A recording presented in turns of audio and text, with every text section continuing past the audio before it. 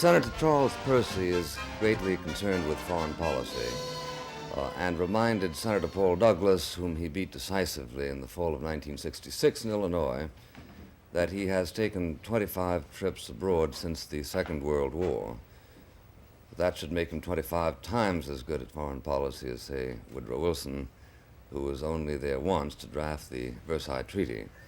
Senator Percy's views on foreign policy and other matters are interesting, not merely because he is interesting, which he most certainly is, but also because there are people in America, or better still, forces in America, who, or which, believe he should be, or at any rate will be, the next president of the United States. In which case, listen carefully, peoples of the world, because the next foreign policy you hear may be your own.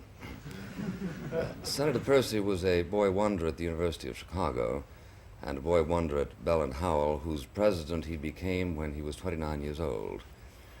A dozen years later, he was named by President Eisenhower as head of a commission on national goals, and then to the logically complementary position of head of the Republican Platform Committee of the Republican Party at the convention in Chicago in 1960. In 1964, Mr. Percy ran for governor and was beaten. Some people said the trouble with him is that he is too perfect. That, Mr. Percy sighs, is his disadvantage. The foreign policy of the GOP is pretty much up in the air. At the University of California last spring, Senator Percy said, quotes, "I believe there are greater threats to our freedom than a communist under a bed somewhere." I'd like to ask Senator Percy to please enumerate those threats. We'll be back with the answer to Mr. Buckley's question in just a minute.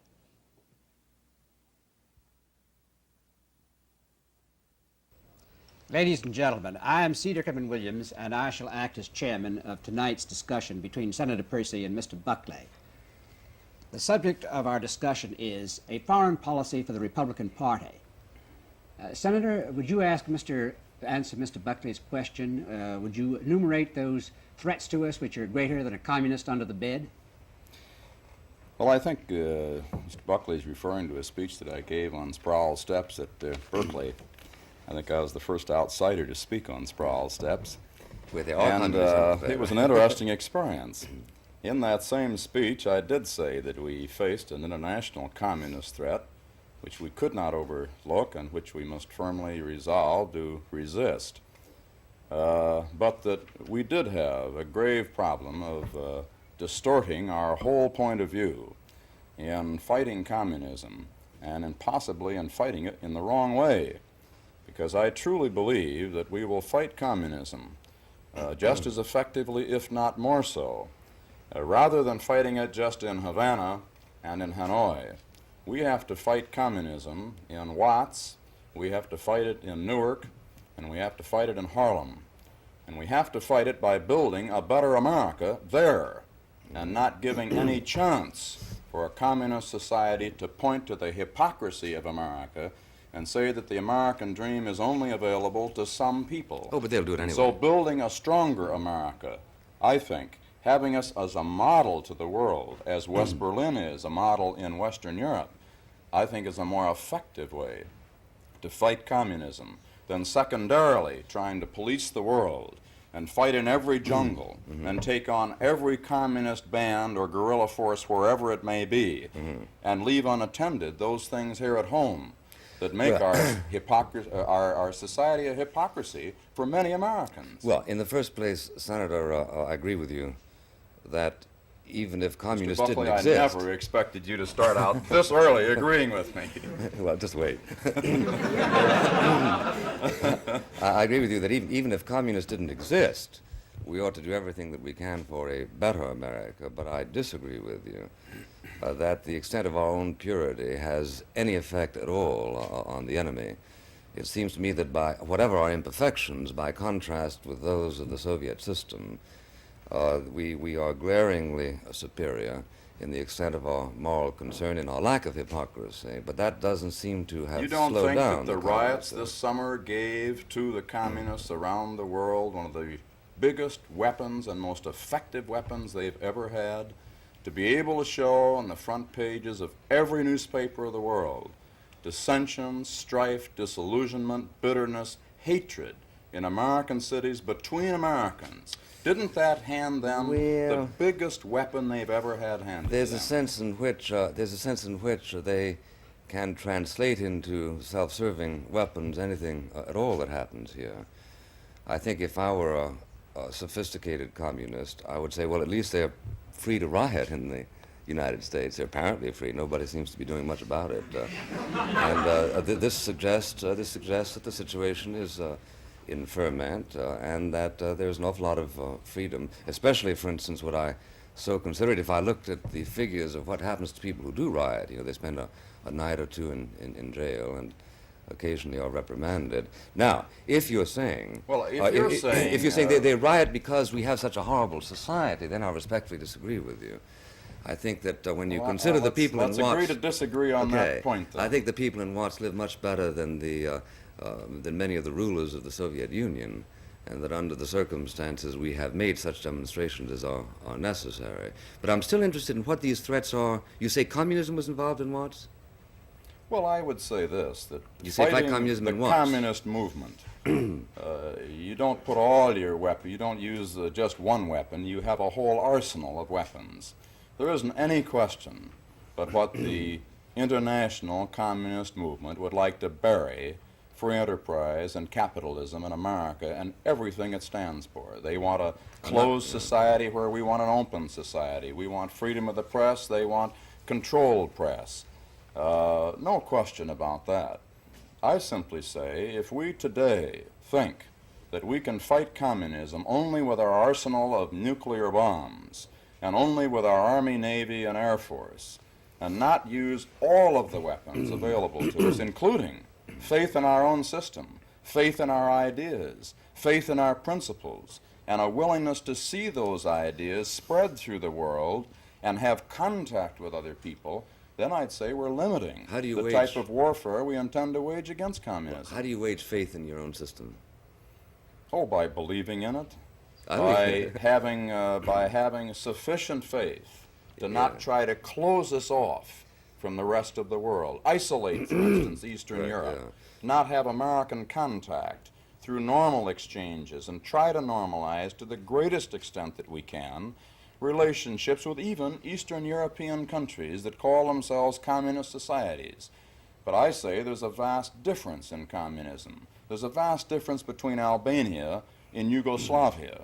My young son you'd be interested, he just came back. He went abroad as a foreign correspondent, age 20, went around the world studying the attitude of people of the world to America. He went into Yugoslavia, and his impression of communism and what it was there in Yugoslavia was entirely different than when he was on the Trans-Siberian Railroad crossing the Soviet Union. He saw as much difference in communism as he's seen in democratic societies between England, the United States, Argentina, wherever it may be. And well, I think the great trouble with those who are doing so much in the name of fighting communism is that they're waging a holy war, looking on the communist world as a monolithic whole, failing to recognize that you deal with each of these communist areas in a different way, with a different technique, in order to try to open that society, expose it to other ideas, and give its people, over a period of time, a greater opportunity for choice than isolating them and cutting off contact with America. Well, I know that school of thought, and I think it's extremely appealing. I think, for instance, it's wrong to treat a Californian the way one treats a Floridian, for that matter, because there are cultural differences. I was born in Florida, my wife in California. Yeah, so you know, but we do have a meeting. There's a symbiosis there, isn't it? We do converse. and therefore, I think it's quite correct to say that in our dealings with Albania, assuming a case is made for having dealings with Albania, they should be different from our dealings with Tito. But I think it's also correct that in our urge to stress this point, we have tended to understress the fact that they have a pretty effective amalgam. It's true that they differ among themselves concerning communist foreign policy as it concerts on any communist state, but I haven't seen that they differ too markedly in, for instance, areas of encounter between East and West, such as in South Vietnam.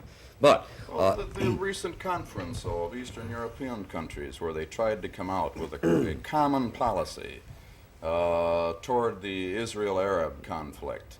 Romania stood up and was the one that wouldn't allow them to put out a single document that would condemn Israel.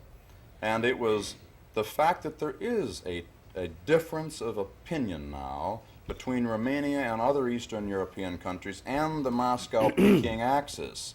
And there's no axis there any longer, of course. Senator, I think that difference is now something that we should exploit. I agree. We should take every possible advantage of that difference, just as I think Tito now begins to serve a purpose for us as a result of a patient policy of dealing with Yugoslavia over a period of 20 years now differently, and Poland differently than we have dealt with, say, Albania. Yeah, the trouble with that, Senator, is that it's really to allocate to ourselves credit for certain things that have happened for which they could have been and undoubtedly were natural consequences.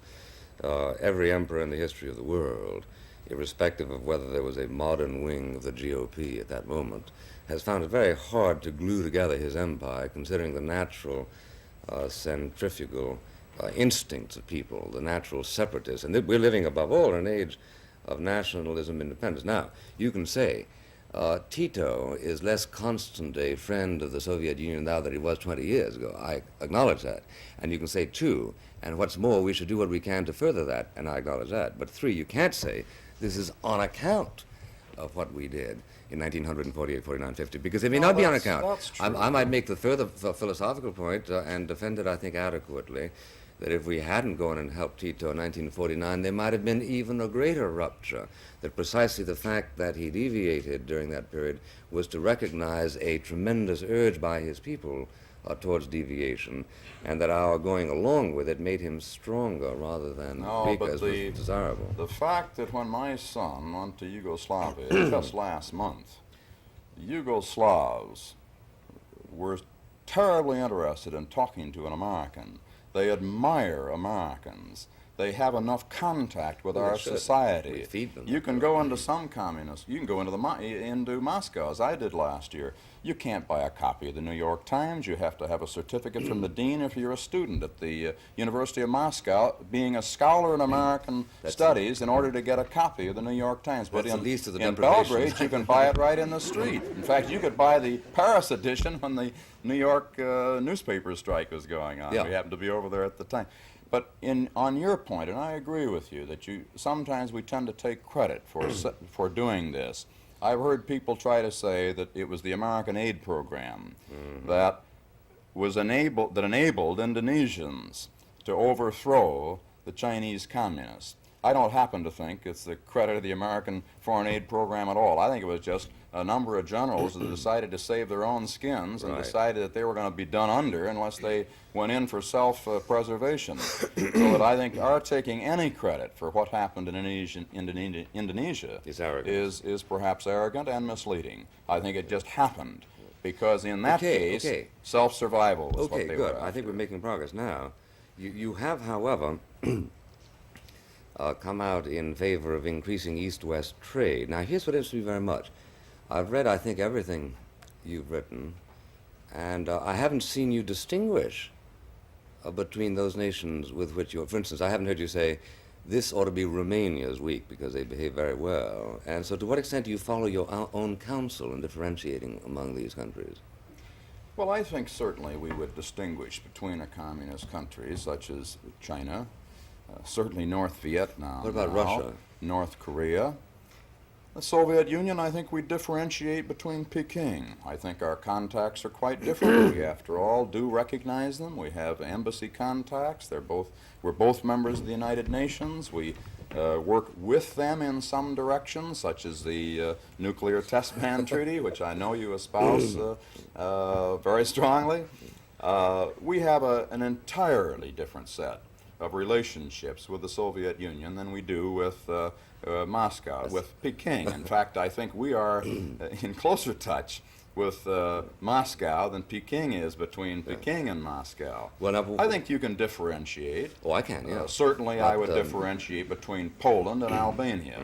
We have far more to gain by keeping up our contacts in Poland. We have a large Polish population. After all, Chicago's the second largest Polish city in the world.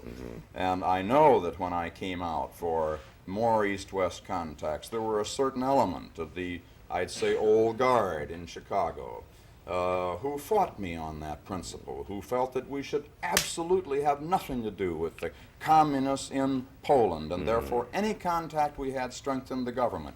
I said no.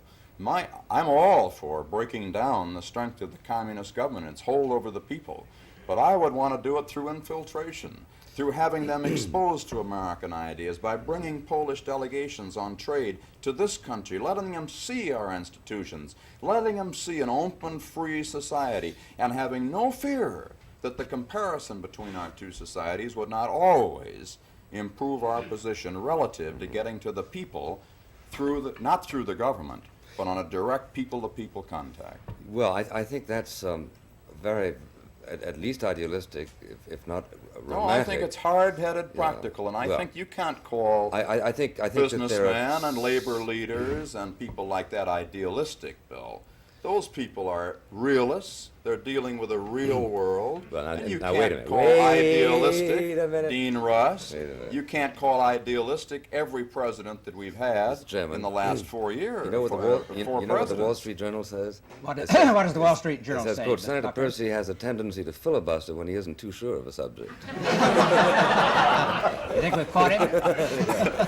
Well, Gentlemen, I'm sorry, Senator. We've got to break for a commercial at this point. Senator, let me try to make my point. Now, in the first place, I think in honor of George Meany, we ought to identify him as the principal labor union leader in this country who's very much against trading with the East European communist countries, and that under the circumstances, you must have had somebody else in mind when you talked about labor leaders. I also acknowledge Luther would be one who very strongly advocates Very strongly, yeah. And I think that it's also true that a lot of businessmen aren't idealistic at all. They simply want to trade with the enemy. And I think that it's also true that experience has shown us that intimacy... What is your implication that they merely want trade with the enemy? They want to make money. And what businessmen are these? Well... Do you think that they are unpatriotic? They are businessmen who are putting profits ahead of their country? And if so, who are they? Well, I don't want to talk about your own company. You must have someone in mind. Well, you mean you want me to name people who have traded with the Soviet Union? Union? Yes, I think so. Who we know perfectly well that Firestone... People who would put profits... I've lived in the business community all my life. I'm certain that you know quite a few businessmen. If you are implying that the business community would be profits ahead of patriotism... You to get away with this kind of business. Name them. All right, now just hold up a minute. I'm saying I yield to you, Bill. Businessmen have extraordinary resourcefulness in trying to justify what they want to do. And I have no doubt at all but that we would have a beautiful speech from Tom Watson of IBM saying that he wants to sell IBM machines in the Soviet Union so as to guarantee the peace of his great-grandchildren. And you could compose a speech, and so could I. What their actual motives are, I don't know, because people have a way of composing their moral arrangements in such a way as to accommodate their immediate instincts, which in this case are, in the case of IBM, sell machines there, in the case of Firestone a couple of years ago, to start a rubber plant there and the rest of it. But here is something that I think that you ought to at least reflect on. Number one, you've told us... I think, though, you should say that Firestone had the backing of the State Department on this. Sure. So that if there is a question of lack of patriotism, that you then have to talk about Dean Rusk, and you have to talk about Walt Rostow, and you have to talk about Lyndon Johnson, you have to talk about Jack Kennedy. These are men who support this policy. Sure. I talk about everybody who disagrees with me, obviously. Now, there is one reason why a Dean Rusk would advocate policy X, which has no discernible profit for him, but it is a different reason why, let's say, a merchant might advocate that policy. You know, obviously, the difference between a disinterested advocacy of something and an interested advocacy of something. You do understand. Now, we move on and we ask, is it necessarily true that East-West trade among these countries, which all of a sudden you're going to consider monolithically, we're going to trade as much with the Soviet Union and Poland and Albania and Russia, everybody but China and North Vietnam, your notion is that this is going to bring them closer to us, that this infiltrates them. But I don't think that you pay any attention at all to the opposite point of view. For instance, in 1960, having traveled over there, a very august observer said the unquestionable progress in the last half dozen years towards greater personal security and greater personal comfort in the Soviet Union may have strengthened rather than weakened the dogmatic and ideological character of Soviet society. Now, would you say that was a point of view worth listening to, or is that just a Polish old guard kind of point of view?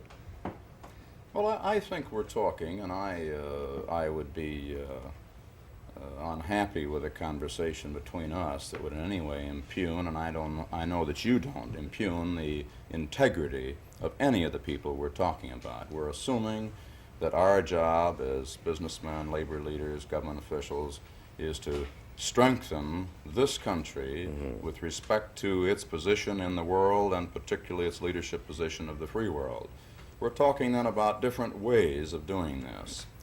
And my point right from the beginning has been that we must maintain a strong military posture. We must make awfully certain that we have sufficient defense and offensive weapons so that we in no sense weaken ourselves there. But we don't win a war by each sitting with our nuclear stockpiles. They've got enough to destroy us, we've got enough to destroy them. I think we can eventually beat communism and back it off with the power of our ideas and the faith in our system. Why do you now, think so? how do we get Why do you think these so? ideas to them? How do we get our journalism? How do we get our writers? How do we get our artists?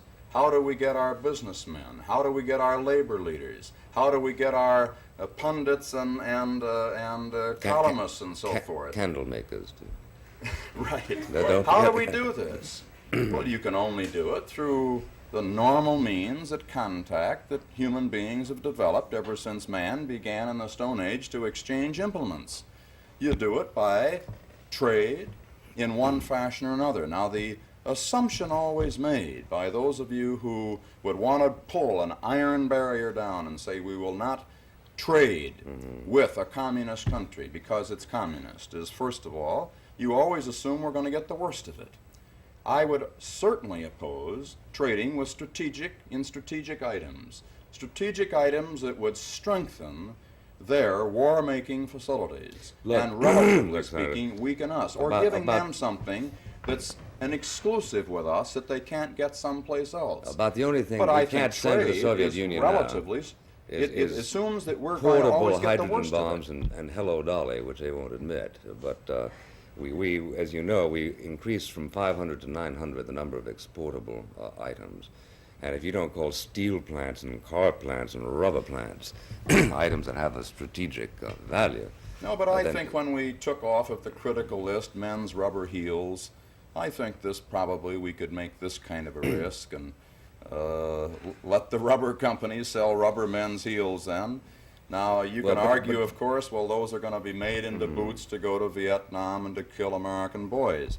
Maybe it is. Maybe the Defense Department should then look into every single item. I'm assuming that we have a Defense Department who's now waging a war with a very large budget and a mortal combat that we're in Southeast Asia, that are going to clear these items, that are going to classify them very carefully, and that they would certainly veto the Department of Commerce for anything that they felt significantly would give aid and comfort and support Well, in the to first an enemy. place, they don't but I'm veto just it. assuming you can't carry it to such extremes. In the first place, they don't have that veto. If they did that, they would veto President Johnson's immunity to the port of Haiphong, which they have not succeeded in doing, as we know, in You 3 or mean 4 to years. say that Secretary McNamara could not really overrule something that Secretary Trowbridge at the Department of Commerce would want to put on a list and that convince precisely. Sandy Trowbridge I mean that it was precisely. It seems to me that if we were anxious for the enemy not to get this materiel, we would keep them from getting it, for instance, on the high seas, on one of these pleasant trips up through the Red Sea, which is congested with traffic going to the enemy to begin with. But you say that I'm always assuming that we get the worst of it. Well, I think it's a fair assumption. You know why?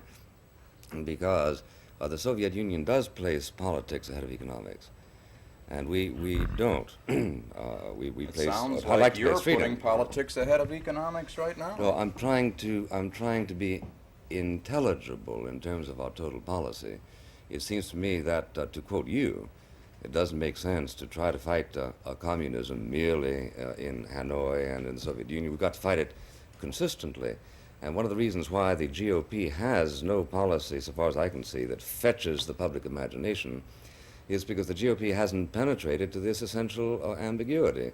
That on one end of the world, we're asking people to die every day. On the other end of the world, we are insisting, because of the ideology of reconciliation, that in fact that just simply because somebody in Romania spoke back to somebody in Moscow, we ought to encourage our as you would put it, rubber makers, steel makers, shoe makers, munitions makers, clothes makers, and so on, to go on over there and have a little international Gemütlichkeit. Would you have been in favor of increased trade with Hitler Germany? With what? Hitler Germany? No, I think that we have in that situation, we were, after all, we did go to war. I'm not saying that we should trade with China today or with North Vietnam or any country where we're in armed conflict. Well, we weren't at war with Japan in 1939 when we started to embargo things. Were we wrong in embargoing? I think it's a matter of strategy. I think in that case, the Defense Department felt that an embargo was in the national interest, just as today. I think we do have a large list of strategic items on which there is an embargo and which we would not consider giving to a communist country, and I've never advocated that. But in non-strategic items, I think it's an area where we can take the risk. Could I come back to a Sure. statement, Mr. Buckley, that you made? Because it brings to mind an instance I had with just before Mr. Khrushchev went to Camp David. The president asked 16 businessmen, and Cabot Lodge was with us, to meet with Mr. Khrushchev in Washington for dinner that night, the night before, to find out what it was that could be bargaining points for the obvious desire of our State Department and their people to find some basis for trade and contact between the countries. And Mr. Khrushchev said he wanted to open up more trade. He felt that this was the litmus paper of a people's peaceful intentions. And so one of the members there said, well, we can't trade, we can't stimulate trade. For instance, I own a large department store, and it was a New York department store that the owner was there for. He said, we, for instance, could not sell to the American public product made behind the Iron Curtain by slave labor. And I thought Mr. Khrushchev would get pretty hot about this. He didn't at all. He's a very calm fellow. Oh, he said, I always am learning something about America. He said, for instance, you remember I gave my hat to a shipbuilder in, I think it was Seattle. And so when I went to Pittsburgh to see your steel mills, I bought another hat. And I went in and I said to the owner, to the storekeeper, give me a hat. Does this stand up in the rain? How long will the felt last? What is the style? And will it? How much is it? He said, I didn't know that I should have asked. Does this man beat his wife? Is he a Republican or a Democrat? Does he have a pension plan? Is he paid high wages? He said, you say we always put politics ahead. Now, he said, you're telling me you won't buy goods because of the working conditions or so forth. What a joker, Khrushchev. I must say, he was a very amusing man. I imagine he's very amused at any suggestion that he would make any moral discriminations about anything. But quite apart from... Gentlemen, I'm sorry, but stop again. Senator, may I ask you this? Do you believe what Senator Kennedy believes, that a country has the right to choose communism? Just briefly, I mean, because if so, I'd like to pursue a line of questioning. Well, I'd like to answer that question, and then, if you wouldn't mind, because I did say that we fight communism in a different way, that I think we've got to fight it here at home by building a stronger American society. I'd like to get into the cities, the problem of the cities, the crisis of the cities, simply because you ran for mayor of a great city, and talk about and exchange ideas on the solution to some real problems that you and I can do something about. A lot of these things we're talking about, there isn't a lot that we can do about them. And if we can get back into America and into our cities and into some of our pressing problems now, I think it would be a useful exchange. Well, except we're here to talk about foreign policy, remember. Let me answer your question. Yeah.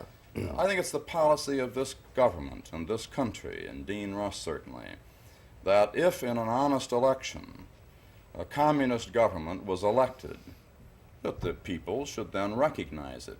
It's never happened. There hasn't never been a people on the face of the earth that of their own free will have ever elected to go communist. Well, there was San Marino, that's sort of an opera bouffe state, but Kerala. But I think our policy would be Well, the reason I ask that we fight for the right of self-determination of a people. We don't want to see a small minority impose their will on a vast majority. And this is, generally speaking, what happens with a communist party in any country, and then have no right of self-determination from that moment on. Well, but I think our policy, theoretically, would be, sure, give them the choice. And if they vote a communist government in, just as in India, if in southern India they vote in certain members of the Communist Party into the parliament, they seat them.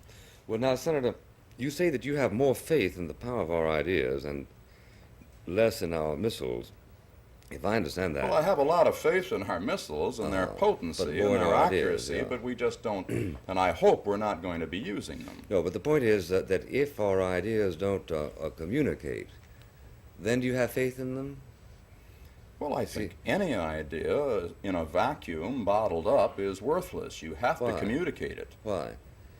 Why can't people dream about the idea of freedom if they're in a Soviet concentration camp? It's not a useless idea, is it?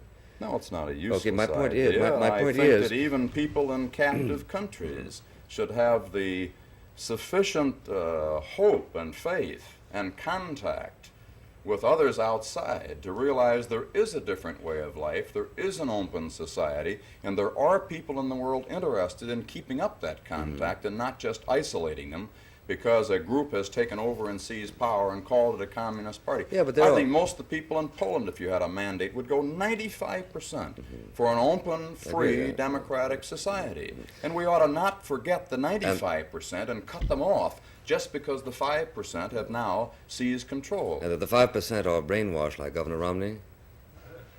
No, never mind. But my point is that if you have faith in an idea, you either have faith in the idea because you know it's right, irrespective of how many other people it appeals to, or you have faith in its communicability. Now, I'm asking you to distinguish between these two. I believe that freedom is right even if only a single person believes in it. But if, in fact, we can show that there are more communists, for instance, today, and more sympathy for communists today than there was, say, 5 or 6 years ago, doesn't this suggest to you the necessity of relying more and more on our deterrent force rather than on our ideas? Because it's a form of lassitude and a form of philosophical degeneration not to distinguish between good and bad ideas, which is why there are Americans at Berkeley, for instance, who are in favor of Hanoi rather than South Vietnam, Castro rather than anti-Castro and the rest of it. Well, I don't know if you were stating an opinion or a provable fact that there is more belief today in communism than 5 or 6 years ago. Well, you've been around. I don't happen to believe that's true. I think that a tremendous amount has happened in the last 5 or 6 years to disillusion many people on communism. Certainly, if we take Indonesia today, a vast country spreading across 1,000 miles, in a very strategic location between Australia, New Zealand, and the rest of Southeast Asia, if we looked 5 or 6 years ago at the hold that we felt the Chinese communists had on that society through Sukarno, we wouldn't have given a plug nickel for our chances to have freedom reinstituted there. And yet today, You've got a very stable government in Indonesia. You've just now signed a pact with Malaysia, And you've just which now has said, now freed. you just now said it was a few generals in Indonesia who decided to save their skins. That's Percy, quote unquote. And now you're giving another reason for what happened in Indonesia. Which of the two was it? Well, it could well be the revolt of many people in addition to the generals. Yeah. I think the students were the ones who were aroused. They became indignant. The young people rose up. And actually, I think, were the tremendous force behind the generals. Now, it's the generals that accomplished the coup. Yeah. They really made it possible. But they felt they had a country underneath them that didn't want to go down the path to disaster that Sukarno was leading that country. Yeah. The exploits of invading Malaysia and things of that type. And the forces of relative freedom, and it has to be relative in that country as against what we know it to be, those forces have prevailed. So here a tremendous area of the world, an important area, has in this last 5 or 6 years moved in the direction of freedom. Now, other countries have moved other ways, of course. Unfortunately, it's usually done by violent means, hasn't it? By insurrections, by depositions. Yes, but it could in well Brazil be and that Indonesia. contact with the many people in the military that we trained in our bases here. Suppose there was the a civil... contact that we had through our Yeah. aid missions, the cultural exchanges that we had, despite the insults. What if we had just accepted the insults of Sukarno? What if we'd said, all right, he tells Didn't us we we? can jump in the lake with our aid, we'll jump in the lake and Well, we we'll did pull everything our aid but. out. We did do that, didn't we, Senator? Well, we did actually. Yeah. But over a period of 20, 15 years, we had established and kept up contact, having faith that the people of that great area might somehow overthrow. Do you have that faith this about the Soviet Union? egomaniac Do you have which that was faith leading about the him Soviet down this Union? road. Do you have that faith about the Soviet Union? That they will overthrow the communist leadership there? Well, there isn't any question but what there's been a change. The change that's now taking place in the Soviet Union as against the days of Stalin is the difference between day and night. Now, it's not freedom as we know it. It's a drab, dull, uninteresting, and I think stagnant society in many respects.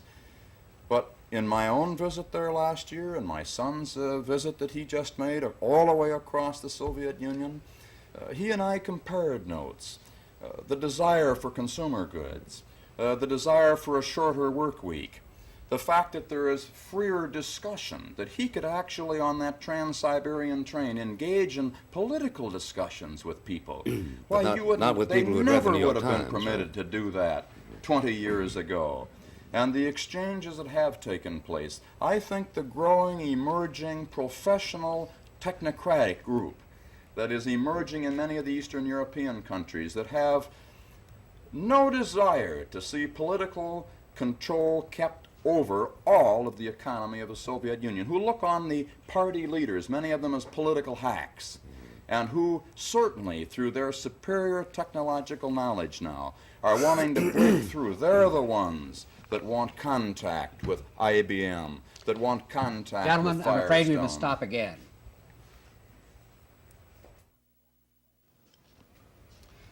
Senator, you said that you believe that if the people of a democratic society elected a communist government, you felt that the United States should acquiesce in the communist movement taking over. Then I take it, you realize, of course, you concede, I take it, that there would not be any further elections after a communist government takes over, or don't you? Well, I assume that I got the impression that you I assume then that we the must hope. people who elected a communist government were made aware by the opposition of the dangers of electing such a government, that no government that's communist ever holds elections again, that there's no free choice after that, that it's a self-perpetuating oligarchy then, and they must take this into account. But I simply state that as a matter of policy of the United States of America, which is stated policy by our State Department, that our objective is the right of self-determination of a people, and that if they self-determine that they want a communist government, then they must take the consequences of it. But that's their choice. and it's their bed, and they've got to sleep in it. That's the old Hobbesian argument, isn't it, Mr. Chairman? That well, once you elect the sovereign, you have the right to commit your progeny to your own choice, and that you never again have a choice of yourself. But I think at least the American system, from Locke on, is specifically disavows. Well, I think Hobbes. we have, in supporting many right-wing governments, and there have been a great many of them that we have supported, we take that same chance. We have supported and given foreign aid to radical right-wing governments that have acted as a dictatorship over a people without free choice for many, many years. But by some process or other, these governments have come into being. We haven't gone in and insisted that Franco and Spain have an election, nor have we insisted that the Argentine government have an election, and they have had a junta and a takeover. Senator, isn't that a little different? And in Greece, we have a takeover now by the right. We aren't insisting that they have elections. We are What is the right other will, than being the opposite of the left? This has the democratic process and the Constitution has been avoided by military takeover by the right wing. And I think if we allow that to exist, then you can't say that you'll only go in with, say, force and overthrow or overcome a government taken over by the left wing. But you can. I'll tell you why. Because you distinguish between as Senator Fulbright does, between, as he put it, a despotism that is voted in for the people, which will contain its own noxious doctrines, and despotisms voted in by people who wish to export them. That's why you distinguish between, say, Papa Doc, whom you and I both loathe, and Castro, whom you and I both loathe. In the case of Papa Doc, we don't want to send the Marines there. In the case of Castro, I, for one, would. Well, the Dominican Republic that we supported for many, many years. They didn't try to export suppress the people. It was a dictatorship. We just graduated from that distinction. Do you recognize this distinction that Mr. Buckley makes? I'm awfully happy, by the way, that you quoted Mr. Fulbright. That was good. If you don't mind, I think he would be very pleased when I see him tomorrow to know that you quoted him as an authority on your program. Give him my love. Let me ask Mr. Buckley a question. Mr. Buckley, I gather that you rather criticized the IBM Corporation because it had sold computers, I believe, to the Soviet Union, despite the fact that the State Department and the Commerce Department had approved. Do you believe that businessmen should put their own ideas of foreign policy above those of the authorities, the government? I don't. And here I want to make a confession, or whatever you want to call it, as abject as you like, to Senator Percy. I did not put my ideas clearly there. It seems to me that what is objectionable about IBM is not that IBM chooses to sell its machinery, which it is permitted to do, but that the head of the IBM is constantly hectoring the United States government to make this possible, you see. Well, you disagree with his opinions rather than with his business policy. Frankly, I don't think that each businessman ought to have to make his own decision concerning matters of this, because it gets in the way of the free market system. But I think that, after all, businessmen are also citizens, as this supreme example over here attests. And when they go to Washington, I would like to see them say that there ought to be an embargo in trading with the enemy.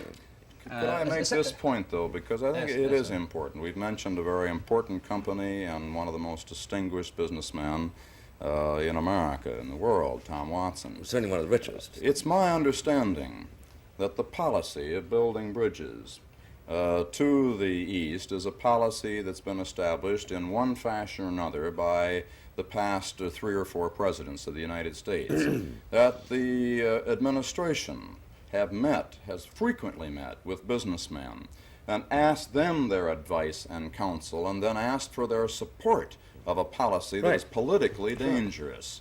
And therefore, when Tom Watson, in response to a request from his government, takes a position which IBM can't possibly make enough money dealing with Eastern Europe to justify the barrage of complaints that will be registered against that company. How do you know? I think he's as patriotic as when our government said, let's stand in West Berlin and prove that we're going to stay there. How do you know how much those built complaints cost him? magnificent building, an IBM building in West Germany, in West Berlin, which was, I think, the greatest symbol to the Eastern Europe, that we were going to stay there, and had faith and the greatest source of inspiration to the people of West Berlin. So he that did something anything our right. government could So have he done. did something right. Senator, let me ask you one more question. You said that you believe that we should have a strong defense. Do you believe that we should have an anti-ballistic missile system? I think we certainly should, if there is no way to ensure that we have an adequate defense and protection against what is being constructed now in the Soviet Union. And I do feel this, however. Have you taken a position on the question? Yes, and I have taken the position this way, that I think we should press hard for negotiations in every way we can to prevent our and their going ahead at this time deploying a massive $30 to $40 billion system on the basis that you can visually inspect an ABM system much easier than you can almost anything, detect it much easier than anything else. Senator, it's visible, I'm afraid it's we've got to stop again. Excuse me.